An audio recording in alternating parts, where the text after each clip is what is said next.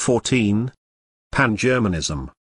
We have seen in the course of this book that the idea of a secret power working for world revolution through both open movements and secret societies, is not a new one, but dates from the 18th century.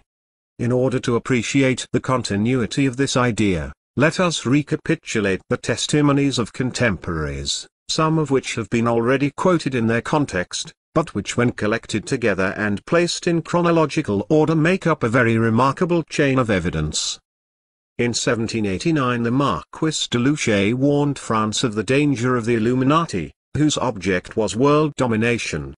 In consequence of this gigantic project, de Luchet foresees a series of calamities of which the end is lost in the darkness of time, like unto those subterranean fires of which the insatiable activity devours the bowels of the earth and which escape into the air by violent and devastating explosions. In 1794 the Duke of Brunswick in his manifesto to the German lodges said, "A great sect arose, which, taking for its motto, the good and happiness of man, worked in the darkness of the conspiracy to make the happiness of humanity a prey for itself. This sect is known to everyone, its brothers are known no less than its name. The plan they had formed for breaking all social ties and of destroying all order was revealed in their speeches and acts. Indomitable pride, thirst of power, such were the only motives of this sect. Their masters had nothing less in view than the thrones of the earth, and the government of the nations was to be directed by their nocturnal clubs." In 1797 Montjoie, writing of the all-anist conspiracy, to which in an earlier work he had attributed the whole organization of the French Revolution in its first stages, observed, "I will not examine whether this wicked prince, thinking he was acting in his personal interests, was not moved by that invisible hand which seems to have created all the events of our revolution in order to lead us towards a goal that we do not see at present, but which I think we shall see before long." In 1801 Monseigneur de Savine made allusions in prudent and almost terrified terms to some international sect, a power superior to all others, which has arms and eyes everywhere and which governs Europe today. In 1817 the Chevalier de Maillet declared that the authors of the revolution are not more French than German, Italian, English, etc. They form a particular nation which took birth and has increased in the dark amidst all civilized nations with the object of subjecting them all to its domination. In 1835 the Carbonaro, Malagari, wrote to another member of the Carbonari, "We form an association of brothers in all points of the globe, we have desires and interests in common, we aim at the emancipation of humanity, we wish to break every kind of yoke. Yet there is one that is unseen, that can hardly be felt, yet that weighs on us. Whence comes it? Where is it? No one knows, or at least no one tells. The association is secret, even for us, the veterans of secret societies." In 1850 Disraeli wrote, "It was neither parliaments nor populations, nor the course of nature, nor the course of events, that overthrew the throne of Louis Philippe. The throne was surprised by the secret societies, ever prepared to ravage Europe. Acting in unison with a great popular movement they may destroy society, as they did at the end of the last century." In 1874 Pierre Deschamps, after his exhaustive study of secret societies, thus propounded the question, "We have now to ask ourselves whether there is anything but an identity of doctrines and personal communications between the members of the different sects, whether there is really a unity of direction which binds together all the secret societies, including Freemasonry. Here we touch on the most mysterious point of the action of secret societies, on that which these national Grand Orients who declare themselves independent of each other and sometimes even excommunicate each other conceal most carefully beneath a veil." Finally Deschamps is led to the conclusion that there is a secret council which directs all Masonic societies, that there are secret lairs where the chiefs of the sects agree together on their work of destruction. It would be easy to multiply quotations of this kind taken from many different sources. Whether the men who expressed these opinions were, As we are frequently told, suffering from delusions or not, the fact remains that the idea of a hidden hand behind world revolution has existed for at least 135 years.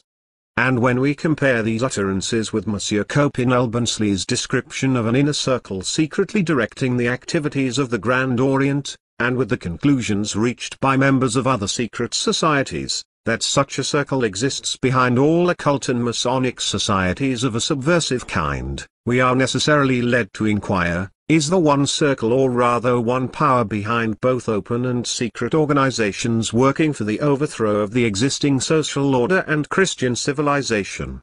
If so, what is this power? Now, to leave speculation for the moment and come to known facts, everyone who has seriously studied these matters is aware that there are at the present moment 5 principal organized movements at work in the world with which ordered government has to contend, that may be summarized as follows. 1. Grand Orient Freemasonry. 2. Theosophy with its innumerable ramifications. 3. Nationalism of an aggressive kind, now represented by Pan-Germanism. 4. International finance. 5. Social revolution. It will be seen that, with the exception of the fourth, these movements are those of which I have endeavored to trace the course throughout the earlier part of this book. It is a highly significant fact that it was only when I had reached this stage of my work I discovered there were independent investigators who had arrived at precisely the same conclusions as myself. The problem that now confronts us is therefore this: if there is indeed one power directing all subversive movements, is it one of the 5 movements here enumerated, or is it yet another power more potent and more invisible? In order to discover this, it is necessary to consider whether these movements, although apparently divergent in their ultimate purpose, have nevertheless any ideas or any aims in common. One fundamental point of similarity will certainly be found between them. All desire to dominate the world and to direct it along lines and according to rules of their own devising. More than this, each desires to direct it solely for the benefit of one class of people, social, intellectual, or national as the case may be, to the entire exclusion of every human being outside that class. Thus in reality each aspires to the dictatorship of the world. Besides this, it will be noticed that not only these principal movements, but also the minor subversive movements described in the last chapter, have in the main, 1. a pro-German tendency, none, at any rate, are pro-French, nor do they encourage British patriotism. 2. All contain a Jewish element, none, at least, are anti-Semite. And, 3. All have a more or less decided antagonism to Christianity. If then, there is a single power behind them, is it the Pan-Germanic power? Is it the Jewish power? Or is it the anti-Christian power? Let us examine each of these possibilities in turn. Viewed under the aspect of exaggerated nationalism, the spirit of Pan-Germanism is nothing new. The dream of world domination has haunted the imagination of many races from the time of Alexander the Great to Napoleon I. But nowhere has the plan been carried out by the Machiavellian methods which have characterized Prussian foreign policy and diplomacy from the days of Frederick the Great onwards. It is not Prussian militarism that constitutes the crime of modern Germany. Militarism in the sense of courage, patriotism, discipline, and devotion to duty is a splendid thing.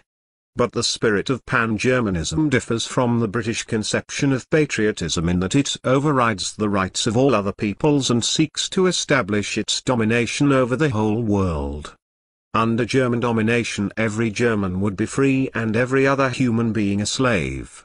England, whilst seeking conquests, has, on the other hand, always allowed the inhabitants of conquered territories to develop along their own lines and has made use of legislation largely to protect them from each other. The preference of the native of India for an English judge to one of his own race is evidence of this fact. But it is further the abandonment of all principle, the acceptance of the doctrine that everything is allowable, lying, treachery, calumny, and bad faith in order to achieve its end, that has placed Germany outside the comity of nations. Robison describes the system of the Illuminati as leading to the conclusion that nothing would be scrupled at, if it could be made appear that the order would derive advantage from it, because the great object of the order was held as superior to every consideration. Change the word order to state, and one has the whole principle of modern German imperialism. Now, it is interesting to notice that the founders of German Illuminism and of German imperialism drew certain of their ideas from the same source. Both Weishaupt and Frederick the Great were earnest students of Machiavelli, and both outdid their master. This form of Machiavellism, carried to a point probably never dreamt of by the Italian philosopher, has run through the whole struggle of Prussia for supremacy, and at the same time through each outbreak of world revolution in which Prussian influence has played a part. Thus the Ems telegram in 1870, the false report that tricked Russia into mobilization in 1914, the violation of treaties and of all the laws of civilized warfare during the recent war, were the direct outcome of doctrines that may be found in embryo in the Prince. So also the most striking characteristic of the French Revolution under the inspiration of Weishaupt's emissaries and the agents of Prussia, and of the present revolutionary movement inaugurated by Karl Marx and Friedrich Engels, is not so much its violence as its Machiavellian cunning. The art popularly known today as camouflage of dressing up one design under the guise of something quite different, of making black appear white by glorifying the most ignoble actions, of making white appear black by holding up all honorable traditions to contempt and ridicule. In a word, perversion has been reduced to a system by the secret directors of world revolution. It is here that we can detect the non-proletarian character of the movement.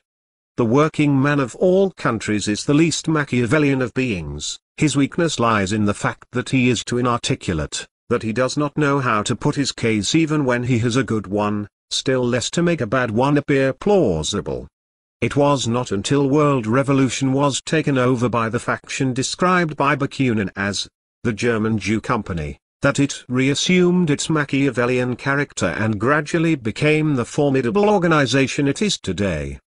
A few extracts from the Prince will show how closely both the Prussians and the terrorists of France and Russia have followed Machiavelli's manual for despots. He who usurps the government of any state is to execute and put in practice all the cruelties which he thinks material at once, that he may have no occasion to renew them often, etc. Vide the German principle of frightfulness to be exercised against the inhabitants of invaded territory, and the plan of the French and Russian terrorists in suppressing counter-revolutionaries. It is of such importance to a prince to take upon him the nature and disposition of a beast. Of all the whole flock he ought to imitate the lion and the fox. Vide Frederick the Great and the demagogues of France and Russia. A prince who is wise and prudent cannot or ought not to keep his parole, when the keeping of it is to his prejudice, and the causes for which he promised removed. Vide Germany's doctrine of the scrap of paper and the promises of the Bolshevist trade delegation in London to refrain from propaganda. Because the whole multitude which submits to your government is not capable of being armed, if you be beneficial and obliging to those you do arm, you may make the bolder with the rest, for the difference of your behavior to the soldier binds him more firmly to your service, etc. Vide the insolent behavior permitted to officers of the German Imperial Army and the feeding of the Red Army in Russia at the expense of the rest of the population. The prince is obliged at convenient times in the year to entertain the people by feastings and plays and spectacles of recreation, and give them some instance of his humanity and magnificence. Vide the important part played by spectacles in the French Revolution and by the theatre and opera in Soviet Russia.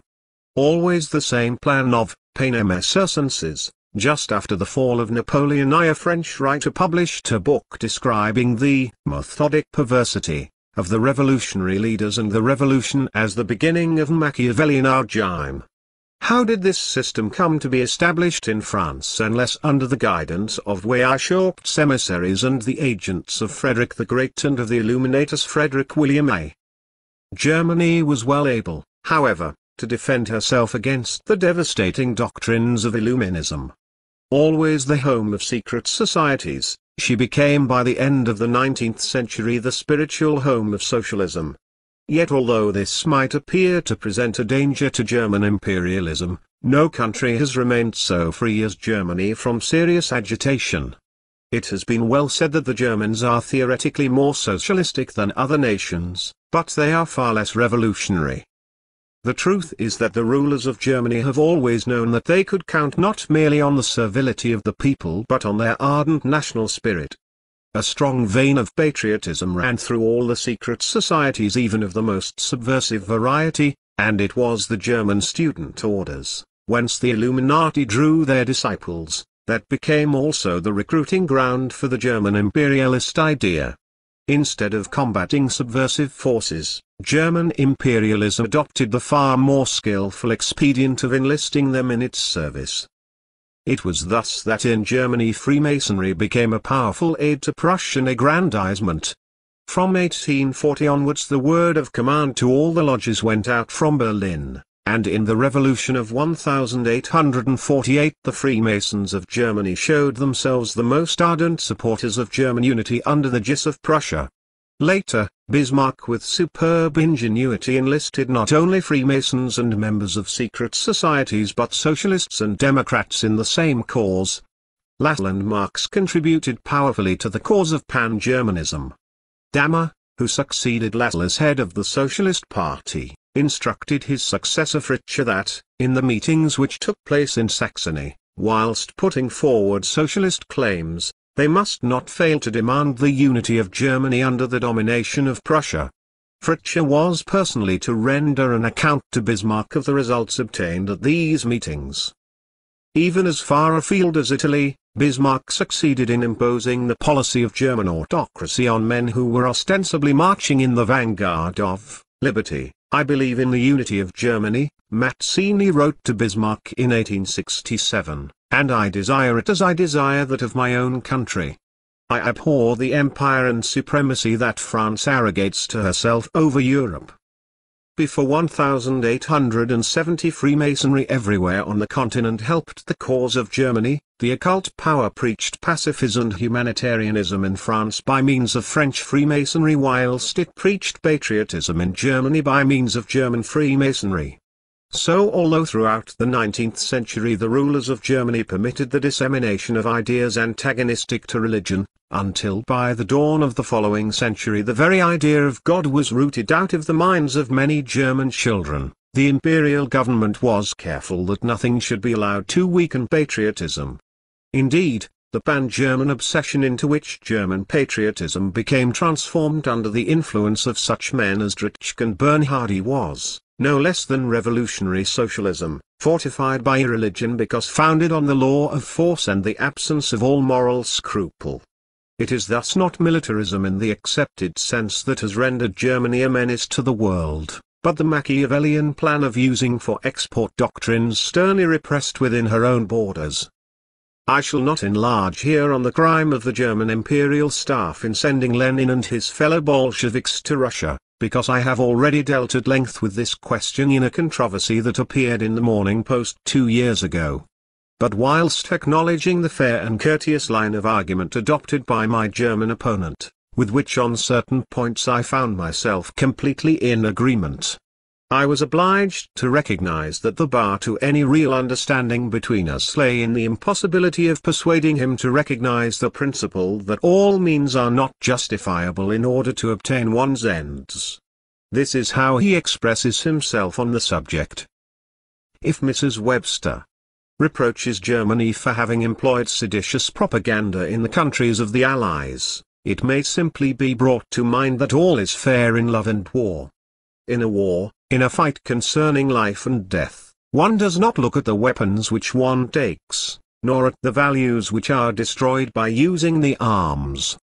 The only advisor, is, first of all, the success of the fight, the salvation of one's independence. Until Germany abandons this Machiavellian doctrine, it will be impossible to treat her as a civilized power. But Herr Kurlan accuses England of pursuing the same Machiavellian policy of encouraging sedition abroad. Undoubtedly England did propagate pacifism in Germany and other enemy countries and hoped to bring about a political revolution, that is to say, a rising of the German people against the rulers who had led them into war. It should be remembered that all the friends of Germany in this country always declared that the German people did not want the war and were dragged into it unwillingly by the military caste. But is there any evidence to show that England ever attempted to engineer a social revolution, to undermine morality and all belief in ordered government, in a word to promote Bolshevism in Germany or elsewhere? Herr Kurland cites the sympathy accorded in this country to the Kerensky Revolution. But England, largely through the influence of the liberals, had always entertained an exaggerated idea of Tsarist tyranny, and honestly sympathized with all efforts, however misguided, to liberate the Russian people. Further, throughout the war the Tsar and Tsarina had been ceaselessly represented as faithless to the Allies, a story that we now know to have been an infamous calumny circulated doubtless by enemy agents. This idea even obtained credence in conservative circles, misled by false information on the situation in Russia. One must have lived through the spring of 1917 in London to realize how completely not only the public but the authorities were deluded. What else could be expected when the opinion of socialists was accepted on the matter? I know from personal experience that two of the most important government departments were completely mistaken even on the subject of Bolshevism, with the result that measures were not taken which might have checked its spread into this country. In a word, then, the essential difference between the attitude of Germany and England to Russia was that whilst England imagined that the Kerensky Revolution would be for the good of Russia as well as for the advantage of the Allies, Germany deliberately introduced into Russia what she knew to be a poison. Always faithful to the maxim of divide et impera, Germany, after bringing Russia to ruin, has at last succeeded in causing dissensions between the Allies. This policy she pursued unremittingly throughout the war. Thus whilst on one hand she was assuring the French that the English would fight to the last breath of the last Frenchman, General Ludendorff was instructing the Imperial Chancellor that we must again and again rub in the sentence in Kuhlmann's speech to the effect that the question of Alsace-Lorraine is the only one which stands in the way of peace. And we must lay special emphasis on the fact that the English people are shedding their blood for an imperialistic war aim. So skillfully was this propaganda carried on after the war had ended that whilst English officers returning to England from the occupied areas were declaring that the friendliness of the Germans convinced them that Germany was really our friend and that we should have an entente with her rather than with France, French officers returning to France said that the Germans had assured them that they were their best friends, that England was the real enemy, and that it would be better to break the entente and form an alliance with Germany. At the same time no less than 3 lines of propaganda concerning the causes of the war were going out from Germany, one laying all the blame on the English, one on the French, and one on the Jews, and pamphlets embodying these conflicting theories were dispatched broadcast to likely subjects in the countries of the Allies. The greatest triumph for Imperial Germany lay in her success in enlisting the very elements amongst the Allies which might most be expected to oppose her. Although there was no country in the world where monarchy was so adored, militarism so universally admired, where rank and birth played so important a part, and the working classes, though cared for, so rigidly kept in subjection, Germany from the time of Bismarck onwards has always been the spiritual home of British socialists, democrats, and pacifists, just as in France she has always found her principal allies in the Masonic lodges. And this although the German socialists and Freemasons have never attempted to use their influence in favor of the Masonic and socialist ideal of universal brotherhood and world peace, but, on the contrary, at every crisis have thrown in their lot with the military party.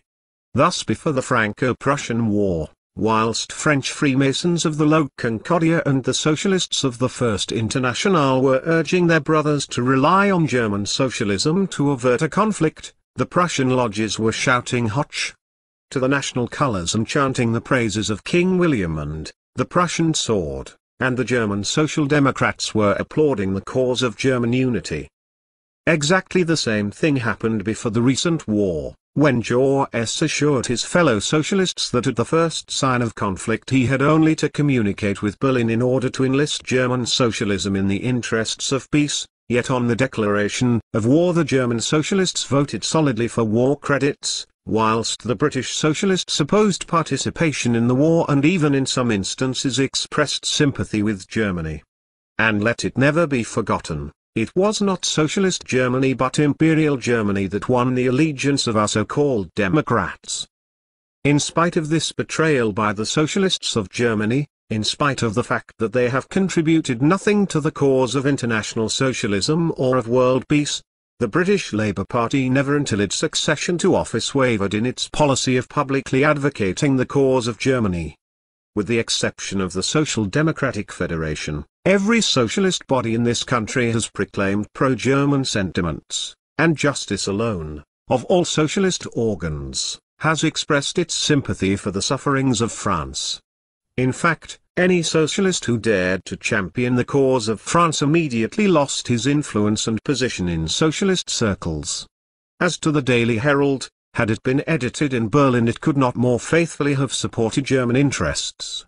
When Alsace-Lorraine was restored to France, it published an article showing how deeply the inhabitants of this province resented being transferred from the German Empire to the French Republic. When a general strike threatened this country, it seized the opportunity to come out with an appeal in enormous capitals to revise the Versailles Treaty. In the matter of reparations its efforts to let Germany off altogether have been, as it itself observed, unceasing. The plain fact is, it declared on December 17, 1921, that these fantastic reparation demands cannot be met, and that every payment by which Germany attempts to meet them will only work further havoc to our own commerce and our own industry.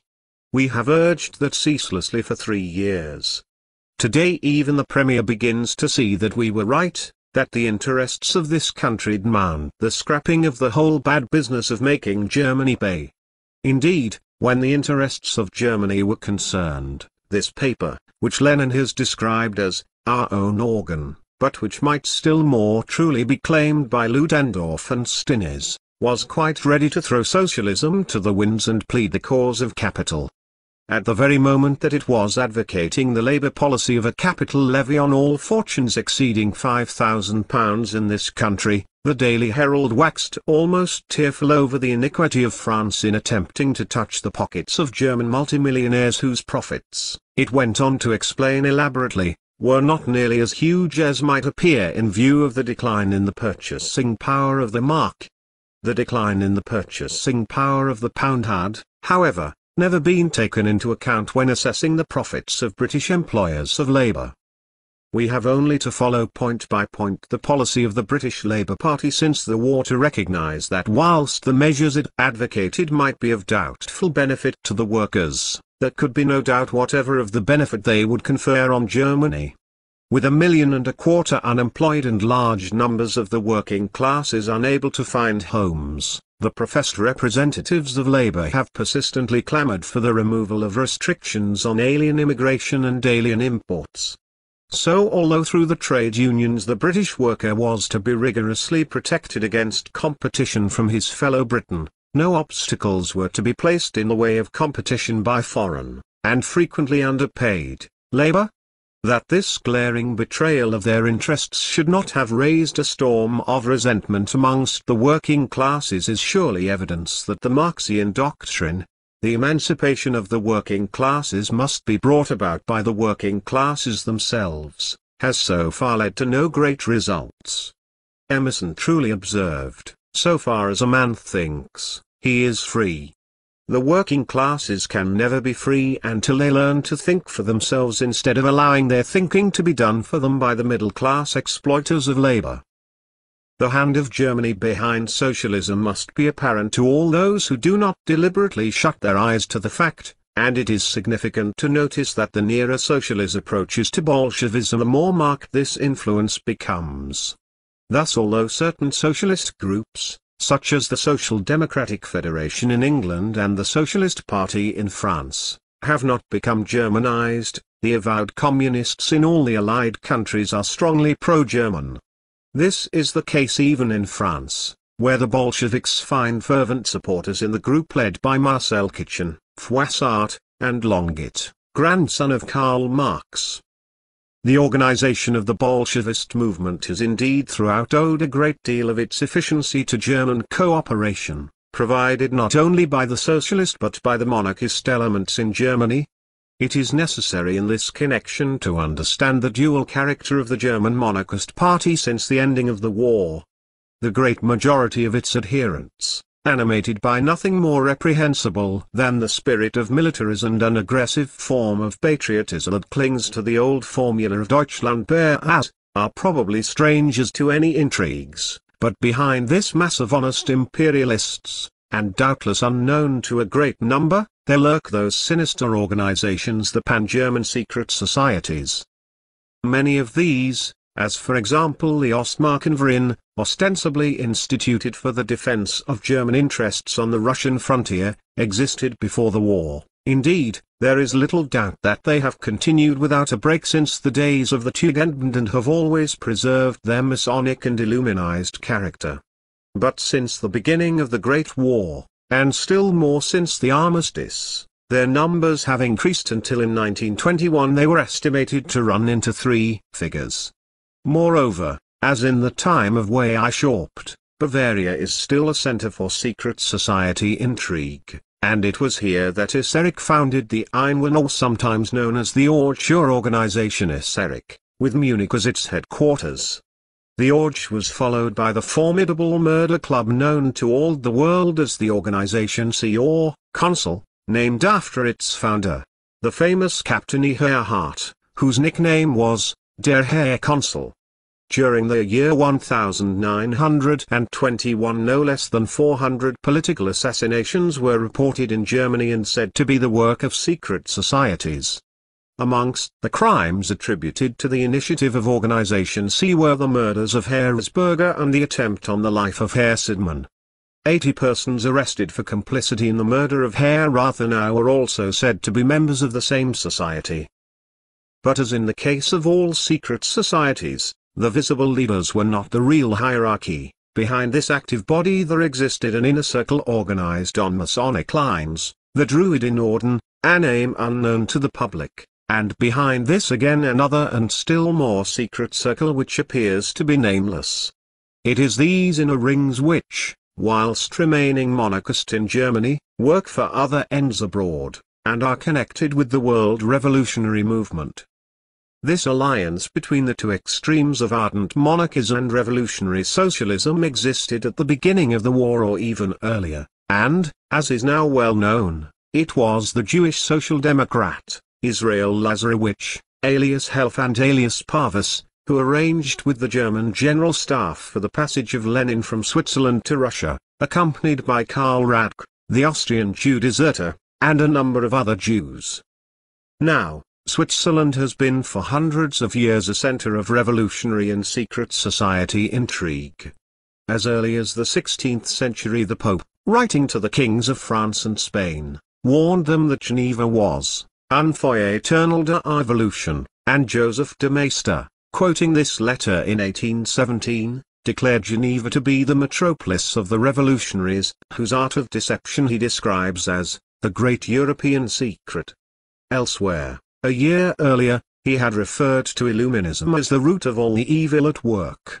It is now known that at the moment de Maistre wrote these words an inner ring of revolutionaries, claiming direct descent from Weishaupt and even from an earlier sect existing at the end of the 15th century, profited by the fall of Napoleon I to reconstruct its organization and took up its headquarters in Switzerland with branch offices in London and Paris. The same secret ring of Illuminati is believed to have been intimately connected with the organization of the Bolshevist Revolution, although none of the leading Bolsheviks are said to have been members of the innermost circle, which is understood to consist of men belonging to the highest intellectual and financial classes whose names remained absolutely unknown. Outside this absolutely secret ring there existed, however, a semi-secret circle of high initiates of subversive societies drawn from all over the world and belonging to various nationalities: German, Jewish, French, Russian, and even Japanese. This group, which might be described as the active ring of the inner circle, appears to have been in touch with, if not in control of, a committee which met in Switzerland to carry out the program of the Third Internationale. It was thus in Switzerland that at the same time high initiates of pan-German secret societies foregathered, and that an active center of pro-German, anti-Entente, and even Bolshevist propaganda was established. These Germans, although monarchists themselves, cooperated with the secret revolutionary forces in stirring up trouble in the countries of the Allies. At the same time, the conferences of the Second Internationale, attended by members of the British ILP, took place in Switzerland, and at one of these, the Bern Conference of 1919, the delegates were entertained by a mysterious American millionaire, John Kay, living himself in great style, paying for press service at the rate of 2,000 francs a day, lavishing money on the conference, and at the same time subsidizing a pacifist and defeatist paper named La Fille. It is impossible, then, to ignore the role of Germany in the present outbreak of world revolution. In the British White Paper on Bolshevism in Russia we find it stated by an Englishman who had been through the whole of the revolution in that country that the Germans initiated disturbances in order to reduce Russia to chaos. They printed masses of paper money to finance their schemes. The notes, of which I possess specimens, can be easily recognized by a special mark. What has Germany to say to all this? Simply that the promotion of Bolshevism was a military necessity in order to bring about the downfall of her opponents, but that the propaganda utilized by her was in reality of Jewish origin, and that Jewry, not Germany, was the real author of world revolution. It is easy to see how such a theory can be made to serve the cause of Pan-Germanism. For if Germany can persuade us that the Jews alone were responsible for the war and were also the sole authors of Bolshevism, we shall naturally be led to the conclusion that Germany is, after all, innocent of the crimes attributed to her, and that our only safety lies in foregoing reparations, restoring her to her former power, and coalescing with her against a common enemy. We shall therefore do well to accept with extreme caution advice on the Jewish question emanating from German sources, and to test the sincerity of the spirit in which it is offered by considering the relations which have hitherto existed between the Germans and the Jews. Now, Germany has long been the home of modern anti-Semitism. Although in every country and at every period, but more particularly in the east of Europe during the last century, the Jews have suffered from unpopularity, it was Germany that organized this aversion into a definite plan of campaign. If in Russia, Galicia, and Poland the Jews have met with sporadic violence at the hands of the peasants, in Germany they have been systematically held up by the authorities to hatred and contempt. Luther, Kant, Fichte, Schopenhauer, Treitschke, successively inveighed against the Jewish race. Jews were denied admission to Masonic lodges and to the rank of officers in the army, whilst society excluded them up to the outbreak of war. Yet the extraordinary fact remains that of all nations the Germans have always been the favorites of the Jews. Throughout the whole movement for the unification of Germany under the Gis of Prussia, Jews played a leading part, and in the recent war Germany found in them some of her most valuable allies. As Maximilian Harden recently pointed out, the services of the Jews to Germany during the war were enormous. The patriotism of the Jews was beyond reproach, in many cases even ludicrous and offensive in its intensity. And in spite of anti-Semitism, Harden declares, there is a strong affinity between the German and the Jew. To the Ashkenazim Germany even more than Palestine has appeared a land of promise.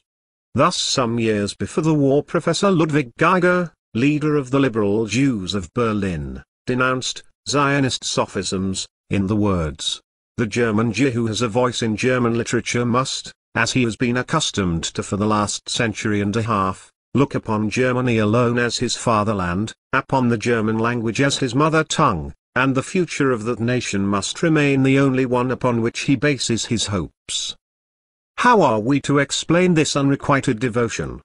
Simply by the German policy of enlisting every dynamic force in her service. She has known how to use the Jews just as she has known how to use the Freemasons, the Illuminati, and the Socialists for the purpose of Pan-Germanism. From Frederick the Great, who employed the Jew Ephraim to coin false money, to William A., who kept in touch with Rathenau by means of a private telephone wire, the rulers of Germany have always allowed them to cooperate in their schemes of world domination.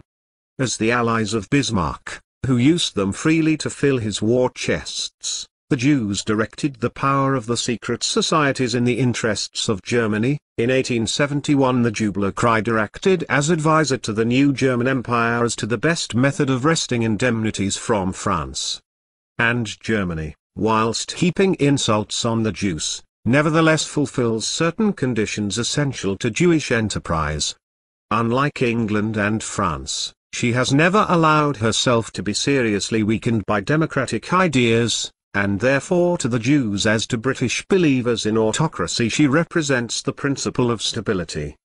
Moreover, Germany as the home of militarism offers a wide field for Jewish speculation. We have only to couple together an aphorism of Mirabeau's with one of Werner Sombart's to perceive the bond of union between the two races. Thus, war is the national industry of Prussia, and wars are the Jews' harvests. As long ago as 1793 Ignatius Klutz, the apostle of universal brotherhood and defender of the Jewish race, declared that if Germany were to be prevented from going to war, the Jews must be persuaded to withdraw their support from her military adventures. War could not begin or last in Germany without the activity, the intelligence, and the money of the Jews. Magazines and munitions of all kinds are provided by Hebrew capitalists, and all the subaltern agents of military provisionment are of the same nation. We have only to come to an understanding with our brothers, the rabbis, to produce astonishing, miraculous results. Mr. Ford, the American motor car manufacturer, appears to have arrived at much the same conclusion expressed in the words recently attributed to him: "We don't need the League of Nations to end war. Put under control the 50 most wealthy Jewish financiers, who produce wars for their own profit, and wars will cease." On another occasion Mr. Ford is reported to have said that the Jews who voyaged with him in the peace ship in 1915, went out of their way to convince him of the direct relations between the international Jew and the war. They went into details to tell me the means by which the Jews controlled the war, how they had the money, how they had cornered all the basic materials needed to fight the war, etc. Without in any way absolving Germany from the crime of the war, it is necessary to take this secondary factor into consideration if peace between the nations is to be established. For as long as the lust of war lingers in the hearts of the Germans and the lust of gain at the price of human suffering lingers in the hearts of the Jews, both races will remain necessary to each other, and the hideous nightmare of war will continue to brood over the world. There is then a great deal of truth in the socialist phrase, "capitalists' wars," although not in the sense they attribute to it. For it will be noticed that the capitalists who are most instrumental in making wars are precisely those whom the socialists are always careful to shield from blame. The following incident will illustrate this point. At a meeting of the Social Democratic Federation, Mr. Adolph Smith moved a resolution appealing to the organized workers of Great Britain not to permit themselves in the supposed interests of their fellow workers in other countries, to be used by sinister financial and militarist influences merely to weaken the Entente nations in the present critical situation, and urging them to keep careful watch against such maneuvers on the part of pro-German international financiers, who were able to exercise considerable reactionary influence among the wealthy and official classes in this country. Mr. Hindman added that the most serious danger by which we were threatened was from the most powerful group of capitalists in Europe, headed by Hugo Stinnes and backed by Hindenburg, Ludendorff, and the militarist party in Germany. This resolution was opposed by a member of the Parliamentary Labour Party and eventually withdrawn. the connection between German imperialism, international finance, Illuminism, Bolshevism, and certain sections of British socialism is thus apparent. Is Germany then the secret power behind the thing we call Bolshevism? Are Illuminism and Pan-Germanism one and the same thing? To this hypothesis two objections present themselves. Firstly, that the spirit of Illuminism and Bolshevism existed, as we have seen in earlier chapters of this book, long before modern Germany came into existence, and secondly, that Germany herself is not entirely free from the contagion. For although the danger of Bolshevism in Germany has been doubtless greatly exaggerated in order to prevent the Allies from pressing their demands for disarmament and reparations, nevertheless Bolshevism under its illuminated name of Spartacism cannot be regarded as a movement entirely staged for the deception of Europe. Moreover, just as in the countries of the Allies it has shown itself, under the guise of pacifism, savagely anti-national and pro-German, so in Germany, as also in Hungary, it turned pacifism to the opposite purpose by professing sympathy at moments with the Allies.